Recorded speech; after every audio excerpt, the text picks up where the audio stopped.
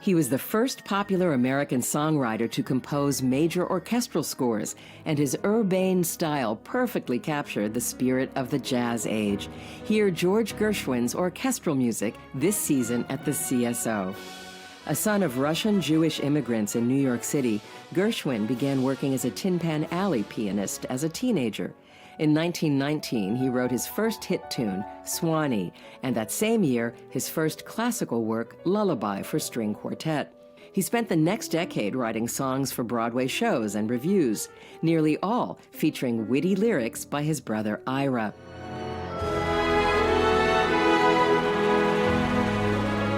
The strands of Gershwin's career merged in Rhapsody in Blue, introduced in 1924 at New York's Aeolian Hall.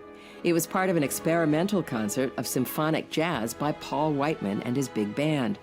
Gershwin had never written for an orchestra before and improvised much of the solo part, but the Rhapsody was an immediate hit, and it yielded arrangements for a full orchestra and a leaner theater orchestra, both by Ferdy Grofé.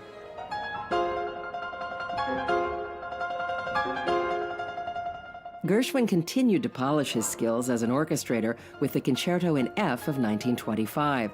It has greater formal elegance and some emerging trademarks: punchy Charleston rhythms, a dash of ragtime, and a blues-tinged slow movement. It was an instant success. Next was An American in Paris, a tourist's view of Parisian street life. In 1926, Gershwin arrived in the French capital and spent an afternoon wandering through auto supply stores in search of old-fashioned taxi horns. He brought 4 back to the U.S. for the work's Carnegie Hall premiere. The horns aside, there are no real French melodies in the piece, but Gershwin sweeps you along with jaunty walking themes and a bluesy episode suggesting the protagonist's homesickness.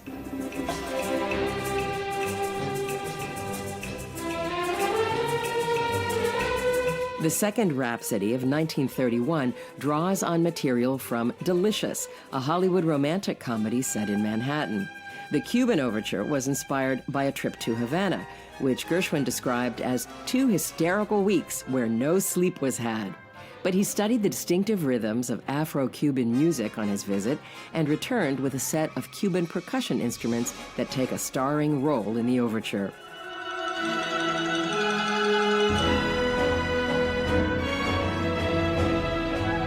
And Gershwin paved new ground with his opera, Porgy and Bess, which featured an all-black cast and a blend of Southern folk, gospel, and jazz-flavored melodies, several of which were gathered in a posthumous symphonic suite.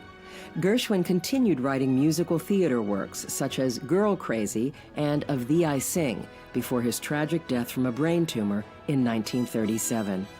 In his all-too-short career, Gershwin helped bring a powerful new focus and energy to American music.